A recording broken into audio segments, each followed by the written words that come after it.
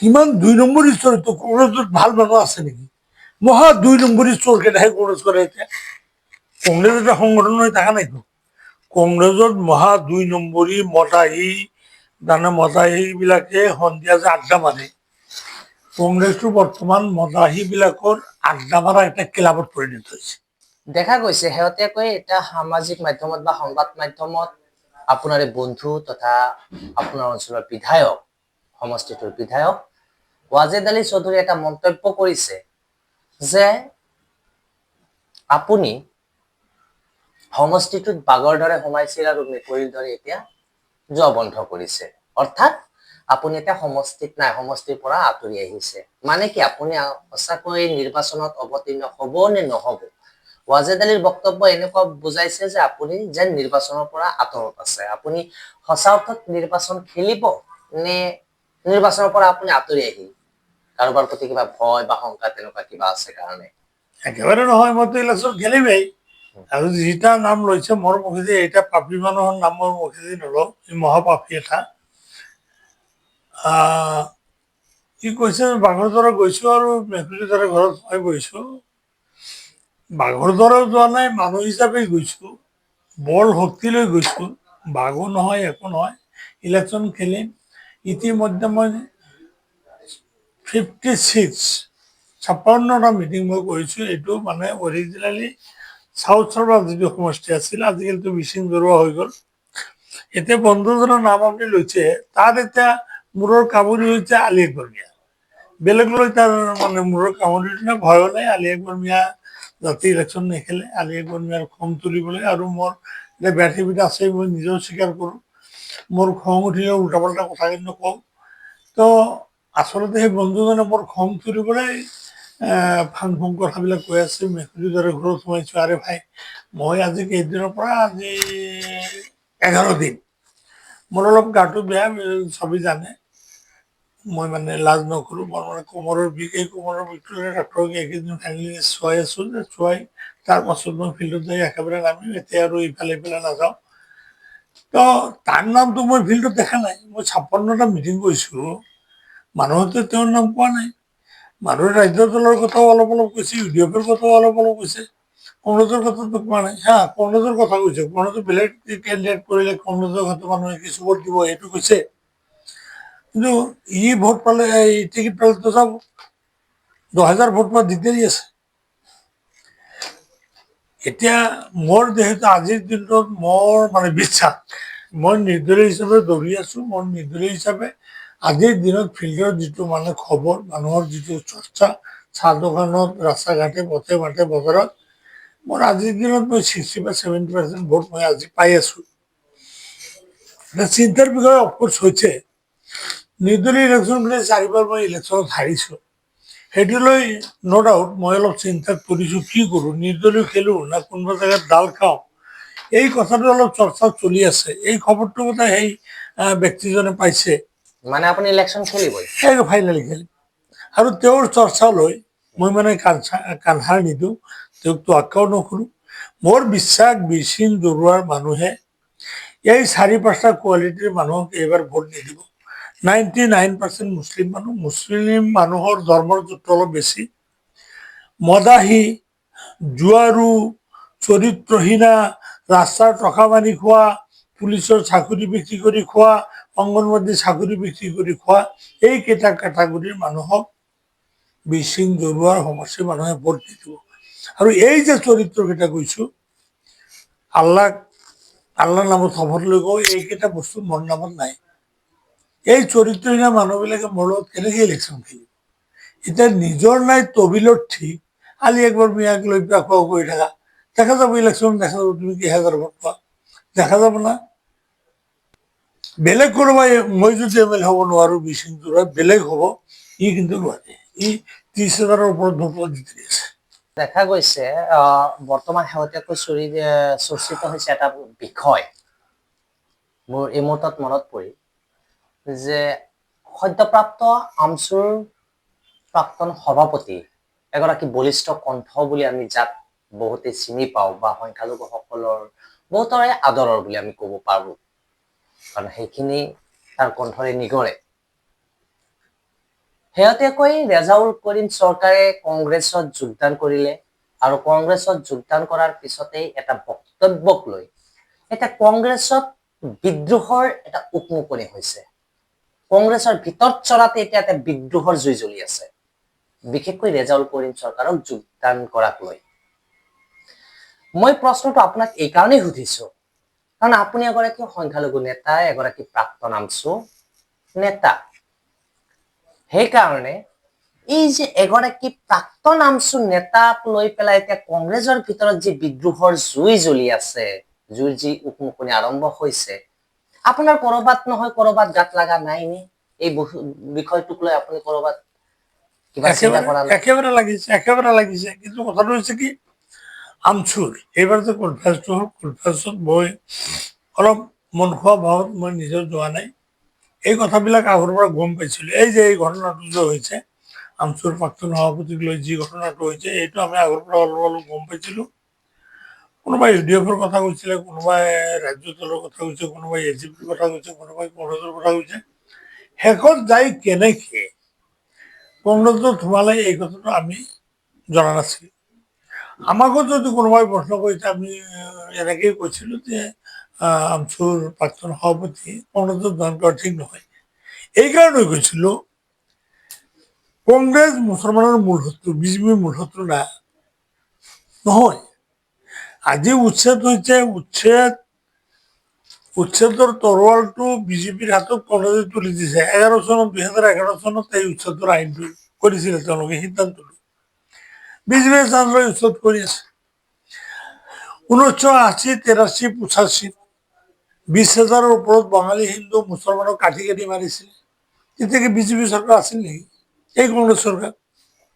2004 চন, 2012 চনত BTAT যি গণ্ডগোল হ'ল, 10,000-ৰ ওপৰত মানুহক কোবাই কোবাই মাৰিলে, 50,000-ৰ ওপৰত মানুহ উদ্ধাস্ত হ'ল।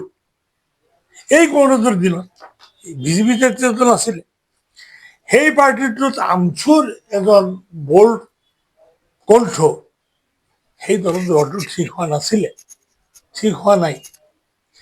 এই যে এটা কথা কয়, এইটো গাঁৱলীয়া ভাষাত প্ৰচাৰ আছে, আল্লাহৰ কাম খোদাই কৰে, পালানা মজাটো।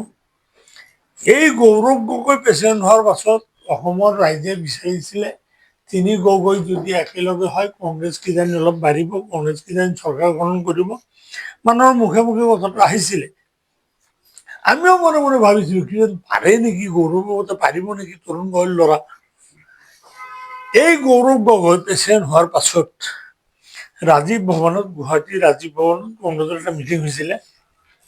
সেই মিটিঙত তাৰপাছত আপোনাৰ বকোত এটা মিটিং হৈছে। সেই মিটিঙত দাড়ি আৰু টুপিৱালা মৌলবী মানুহ, কিছু আলিম মানুহ সন্মুখত যাই বহিছে ৰাজীৱ ভৱনত। তুলি পাছফালে দিয়া হৈছে, বকোত তুলি পাছফালে দিয়া হৈছে।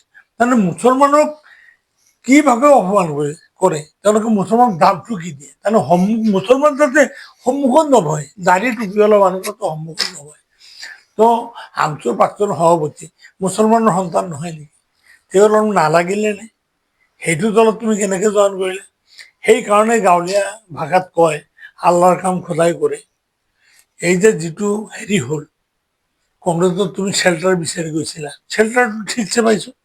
এজন কংগ্ৰেছী মানুহেতো তোমাক ছাপোৰ্ট নকৰিলে। কথাটোতো তুমি বেয়া কোৱা নাছিলা, কথাটো ডাইৰেক্ট হৈছে, সুৰটো একদম ডাইৰেক্ট হৈছে। কিছুমান কথাৰ আৱৰ থাকে, মেৰুৱাই পিছুৱাই ক'ব লাগে। মানে তুমি একে ডাইৰেক্ট কৈ দিলা যে মানে শিৱসাগৰৰ কাম ধুবুৰী পেলাম। তাৰমানে তোমাৰ মতলবটো, ৰেজাউলৰ মতলবটো বেয়া নাছিলে। ৰেজাউল আচলতে কৈছে কি, বৰ অসম, তাৰমানে ধুবুৰী শিৱসাগৰ একে বনাম। ধুবুৰী ডিফাৰেঞ্চ, শিৱসাগৰৰ ডিফাৰেঞ্চ এইটো নহয়, এক বনাম। এইটো ক'ব যাই তাৰ সুৰটো ডাইৰেক্ট হৈছে। এই সুৰটোত যদিও কম বেছি হৈছে, কংগ্ৰেছৰ নেতাসকলে দেৱব্ৰত শইকীয়া ডাইৰেক্টলি গণ্য কৰি দিলে। এতিয়া ভাই ৰেজাউল, তোমাৰতো জীৱনটো গ'ল। তুমি এই যে এই 2 দিনত যিখিনি ডেমেজ তুমি হলা, তুমি এটা বল্ড, অসমৰ ভিতৰত আমিও আঞ্চু কৰিছো, এককভাৱে আমাৰ নাম ইমানখিনি হোৱা নাছিলে, তোমাৰ নাম যিমানখিনি হৈছিলে। ৰেজাউলৰ নাম যিমানখিনি ওপৰত গৈছিলে আমচুৰ লিডাৰ হিচাপে, আমাৰ নাম ইমানখিনি ওপৰত যোৱা নাছিলে। মিন কৰোঁ, এই 2 দিনত তুমি চোৱা তোমাৰ নামটো ক'ত গৈছে, একদম তলত পৰি গৈছে। এইটো তুমি মেকআপ দি কেনেকৈ তুলিবা? বুজিলা, কংগ্ৰেছত যোৱাৰ কাৰণে এইটো অৱস্থা হ'ল।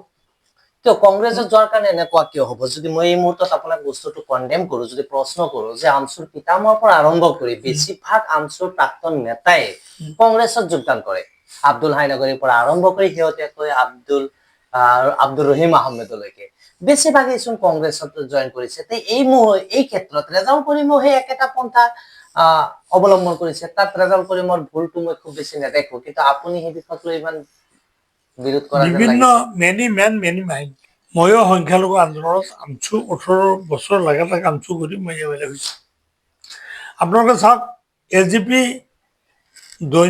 প্ৰতিদিন পেপাৰত তেতিয়া লিখিছে 85 86ত লিখিছে গ প, তাৰমানে এতিয়া গম পাবি, গ মানে গম, পি মানে পাবি, এতিয়া গম পাবি। LGP সেই দলত আমি জইন কৰিছিলোঁ। প্ৰথম LGP চৰকাৰৰ 5 বছৰত মুছলমানৰ সৰ্বনাশ কৰিছে ডিবটৰ সমৰ্থন। পৰৱৰ্তী 5 বছৰত আমি যেতিয়া 12-13জন মুছলমান সোমাইছিলোঁ, মহিম মজুমদাৰ, মই চৌধুৰী চৌধুৰী, আমাৰ আব্দুল জব্বাৰ, আব্দুৰ ৰব, হাজি আব্দুৰ ৰব, আমাৰ আব্দুৰ ৰব, এনেকৈ খলিলুৰ ৰহমান চৌধুৰী, আমি 12-13জন যেতিয়া সোমাইছিলোঁ, প্ৰফুল্ল মন্ত্ৰৰ লগত আমি চুক্তি কৰিছিলোঁ। আমি কোনোদিন আপোনাৰ ভিক্ষাৰ ঝুলি লৈ নাহোঁ, 4 অনা পইচা বিচাৰি নাহোঁ, কিন্তু মুছলমানৰ এটা ক্ষতি কৰিব নোৱাৰে। পৰৱৰ্তী চৰকাৰৰ দিনত LGPয়ে মুছলমানৰ একোদিন ক্ষতি কৰাও নাছিল। তুমি যে কংগ্ৰেছত জইন কৰিলে, এই যে আপুনি কৈছে যে কংগ্ৰেছত সবখিনি যায়, মৰণটোতো এই জেগাত, মুছলমানটো মৰিছে এই জেগাত। সংখ্যালঘু আন্দোলন কৰা মানুহবিলাক যে কংগ্ৰেছত জইন কৰে, এইটোতো সৰ্বনাশটো কৰিছে মুছলমান জাতিটোৰ সৰ্বনাশটো তাত। একচেপ্ট আলী আকবৰ বিয়া আব্দুল আজিজ, বাকী সব কংগ্ৰেছত গৈছে। আপোনালোকে চাওক, মই আলী আকবৰ মিয়া আব্দুল জব্বাৰ আজিজ, আমি যেতিয়া এছেম্বলিত আছিলোঁ, পাৰো নোৱাৰো দুটা কথা হ'লে জাতিৰ কথা কৈছিলোঁ, অস্বীকাৰ কৰিব পাৰিব আপুনি? আলী আকবৰ মিয়া আব্দুল জব্বাৰ আজিজ, আমি তিনিটাই দুটা কথা হ'লেও কোৱাৰ চেষ্টা কৰিছোঁ, কাজিয়া কৰিছোঁ, মাৰপিট পৰ্যন্ত হৈছে আমাৰ লগত। হা, LGPৰ দিনত হোৱা নাই? কওক, আপুনি অস্বীকাৰ কৰিব নেকি? তোমালোকে কংগ্ৰেছত যাই কথা এটা ক'ব নোৱাৰা, এটা দিন হোৱা নাই। আৰে বক্তব্যটো ৰাখিছা, দেৱব্ৰত শইকীয়া বা পদ্মতলৈ বা এওঁলোকে ক'ব লাগিছিল যে ৰেজাউলৰ মাইণ্ডটো তেনেকুৱা নহয়। কথাটো ডাইৰেক্ট হৈ গৈছে, কিন্তু ৰেজাউলে কি ক'ব খুজিছিলে, ধুবুৰী, আমাৰ শিৱসাগৰ, আমাৰ এইবিলাক চব একে অসম, বৰ অসম বুলি মানে ক'ব খুজিছিলে। এতিয়া শত্ৰুৱে বিজেপি, জাতীয়তাবাদী যুৱ ছাত্ৰ পৰিষদ আৰু বিশৃংখল চলি আছে অসভ্য, ইহঁতে কি কয় কৈ থাকক, কংগ্ৰেছটো কোনো কৰিব নালাগিছিল। সেইকাৰণে কওঁ, এই জানো সংখ্যালঘু সম্প্ৰদায়ৰ সৰ্বনাশটো এইখিনিতে হৈছে। কংগ্ৰেছৰ প্ৰাক্তন লিডাৰ নাগৰী ভাইৰ পৰা আদি কৰি সবখিনি কংগ্ৰেছত গৈছে। এছেম্বলিত আপোনাৰ কি ৰোল, আব্দুৰ ৰহিম কি ৰোল, আলী আকবৰ মিয়াৰ ৰোলটো চাওক, আজিজৰ ৰোলটো চাওক, আব্দুৰ ৰহিমৰ ৰোলটো চাওক। ঠিক আছে, আপুনি যদি ইমানেই কংগ্ৰেছৰ বিৰোধ কৰিছে, কিন্তু অভিযোগ আছে আপোনাৰ পত্নীও হেনো কংগ্ৰেছৰ পৰা দুবাৰকৈ জিলা পৰিষদৰ সদস্য হিচাপে নিৰ্বাচিত হৈছিল। আপুনি কংগ্ৰেছ নকৰিলে কিয়, আপোনাৰ পৰিয়ালত আছিল কংগ্ৰেছ, কিন্তু শেহতীয়াকৈ আপোনাৰ কংগ্ৰেছৰ প্ৰতি যিটো বিক্ষুব্ধ সেইটো বৃদ্ধি হোৱা পৰিলক্ষিত হৈছে, একমাত্ৰ আপোনাৰ সহধৰ্মিনীক টিকট নিদিয়াৰ কাৰণেই নে? নহয়, আগৰ পৰাই। মই যদি কংগ্ৰেছে কৰিলোঁ হয়, কংগ্ৰেছত মই জইন কৰিলোঁ হয়। আপোনাৰ সহধৰ্মিনীতো কংগ্ৰেছত কৰিছিল। ঠিক আছে, মই ক্লিয়াৰ কৰিছোঁ। আপুনি এজন মুছলিম মানুহ, আপুনিতো হিন্দু নহয় বা অন্য জাত নহয়। জমিয়ত, বঙালী হিন্দু, জমিয়ত মানে মুছলমান, বঙালী হিন্দু আৰু শিখ, আৰু কংগ্ৰেছ এই 4টা শক্তিয়ে ভাৰতৰ স্বাধীনতা আনিছে। সেই কংগ্ৰেছ কোনে নাছিলে? বঙালী হিন্দু 100% কংগ্ৰেছ আছিলে, মাৰোৱাৰীবিলাক 100% কংগ্ৰেছ আছিলে, মুছলমান কংগ্ৰেছ আছিলে। যি থৈলাৰ পৰা ওলাইছোঁ, মাৰ যিটো পেটত যিটো থৈলা, সেই থৈলাটোতো কংগ্ৰেছ আছিলে, অস্বীকাৰটো কৰিব নোৱাৰোঁ। বাপ দাদাৰ 14 পুৰুষে কংগ্ৰেছ আছিলে, আচলতে কংগ্ৰেছ কৰিব লাগিছিলে, আপোনাৰ যিটো যুক্তি। কিন্তু সৰুৰে পৰা যেতিয়া চিন্তা কৰিছোঁ, দেখিছোঁ কংগ্ৰেছটো বেইমানৰ দল, কংগ্ৰেছটো ইমানদাৰী দল নহয়, কংগ্ৰেছটো মুছলমানৰ কাম কৰা দল নহয়। আপুনি কওক, আজিৰ দিনত কংগ্ৰেছৰ মানুহকেইটা কোন কোন মানুহ আছে? এই যে টিকেট বিক্ৰী কৰি খোৱা যে কথাটো, 50জন টিকেট বিক্ৰী কৰে 7 লাখ 8 লাখ টকাত। আপোনাৰ এই আমাৰ এই ৰেজাউল কৰিমৰ যিটো সমষ্টি, ৰেজাউল কৰিমে টিকেট পাব কচু 3 কোটি টকা, এই ৰখিবুল বলাটো এই দুরন্তর মহা চুরটু, এই চুরে 3 কোটি টাকায় এমপি ইলেকশন, একটা বিড়ি ফ্যাক্টরি, পেপার পত্র ওলায় মাঝে মাঝে বিড়ি ফ্যাক্টরির পর 3 কোটি টাকা লইতেছে এমপি ইলেকশন করবো টিকিট দিব। খালি এবারে সংখ্যালঘু শব্দটোক ইহঁতে পচাব। আচলতে রেজাউলে কার কার খপৰত পৰিছে জানো, আমাৰ ৰেজাউল কৰিম মোস্তাক সৰকাৰ কাৰোবাৰ বলিৰ কথা হল নেকি? একেবাৰেই হ'ল। মোস্তাক আনফৰ চাহ আৰু ৰকি, এই দুজন মানুহে আমাৰ ৰেজাউলক পচালে। ৰখিবলৈ কথাটো নকওঁ, এই বস্তুটোৱে গেলা পচা বস্তু। তাক আজিকালি গামচাপীৰ বুলি কয়, গামচাপীৰ বুলি কয়। বাবা সব পাগলেৰ খেলা, যে গামছা খেলা, এই গামোচা পিন্ধা এই বদমাছৰ পাল্লাত পৰিছে। যোনে চাহ দোকানত চাহ খাই পইচা নিদিয়ে, কাপোৰৰ দোকানত কাপোৰ লৈ যায়, গপত ওলাই যায় পইচা নিদিয়ে, ধুৰন্ধৰ 2 নম্বৰী বস্তু এটা। এতিয়া আপুনি কৈছে মন বিচাৰিছে, নহয় সেইটো নহয়, কংগ্ৰেছ কৰিব বিচাৰিছিল, নোৱাৰিল। 57টা বছৰ আমাৰ বিলাসীপাড়া পশ্চিম মহাউচিত কংগ্ৰেস নাছিলে, 57 বছৰ। আলী আকবৰ মিয়া খালি 1.5 বছৰ কংগ্ৰেস আছিলে, 83। মই ঘৰে ঘৰে যাই, এই যে আপুনি যিটো কথা কৈছে যে মাজত সবটো কংগ্রেস আছিল, চেষ্টা কৰিছিলো, ঘৰে ঘৰে যাই আমাৰ সমষ্টিটো কংগ্ৰেস বনাই পেলাইছিল। কংগ্ৰেস কৰে এতিয়া, কংগ্ৰেস এটা সংগঠন হৈ থকা নাইতো। কংগ্ৰেছত মহা 2 নম্বৰী মদাহী, মদাহী বিলাকে সন্ধিয়া যে আড্ডা মাৰে, কংগ্ৰেসটো বৰ্তমান মদাহী বিলাকৰ আড্ডা মাৰা একটা ক্লাবত পৰিণত হৈছে। আপনি কওক, এতিয়া ক'ব গ'লে আপুনিতো ক'ব যে নাই সেইবিলাক কথা টাইম নালাগে, কাৰণ জন্মতত্ত্ব এটা থাকে। মোৰ মা দেউতা যদি ভাল, মই ভাল হ'ম। আজিৰ দিনত কংগ্ৰেছৰ চলাই আছে গৌৰৱ গগৈ, চলাই থকা নাই, এই মহা চোৰ ৰকিবুল বলাটো চলাই আছে। এই ৰকিবুলৰ জন্ম ক'ত? তাৰ দেউতাই কি কৰিছিলে? তাৰ দেউতাৰ গৰু চোৰ বুলি তাৰ বদনাম আছে। জন্ম যাৰ ভাল থাকে, এইটো হ'ল কি 1997, 91 to 97, তেওঁৰ দেউতা মন্ত্ৰী আছিলে। তাৰপাছত হেৰি হ'ল, ডায়েৰী ডেভেলপমেণ্টৰ চেয়াৰমেন আছিলে, গৰু চুৰিৰ হেৰি আছে। নট অনলি ডেট, এই যে মই যে বাৰে বাৰে ৰকিবুল আৰু হেৰিৰ নামটো, মোস্তাক আনৱাৰ চাহাবৰ নামটো লৈ আছো, মোস্তাক আনৱাৰ চাহাবৰ বিৰুদ্ধে মই এনেকে নকলো হয়, কিন্তু মোস্তাক আনৱাৰ চাহাবৰ বিৰুদ্ধে এইকাৰণে ক'ব লগা হৈছে, আপুনি ৰেজাউলক এই সৰ্বনাশটো কিয় কৰিলে? আপুনি জমিয়ত কৰিব লাগিব, 5 ওয়াক্ত নামাজ পঢ়া মানুহ, ধৰ্মৰ প্ৰতি অগাধ বিশ্বাস থকা মানুহ। ৰকিবুল বলাটোক আপুনি 1 নম্বৰ ভাইচ প্ৰেচিডেণ্ট জমিয়তৰ কিয় কৰি ৰাখিছে?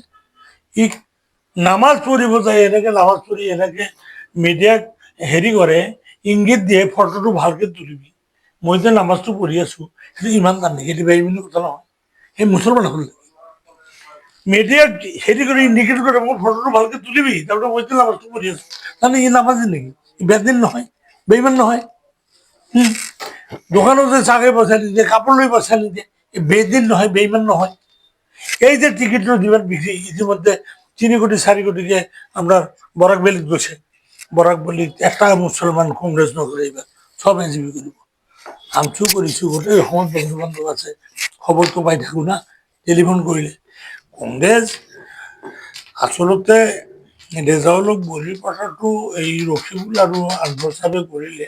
আনফৰ চাহাবক বেছি অলপ যোগ দিম, আনফৰ চাহাবৰ নিচিনা মানুহ, ধৰ্মীয় গুৰু এজনে উঠন্ত যুৱক এজনৰ এনেকে সৰ্বনাশ কৰাটো ঠিক হোৱা নাই।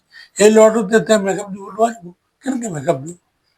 2 মাহ পিছত ইলেকশ্যন, কেনেকে মেকআপ দিব?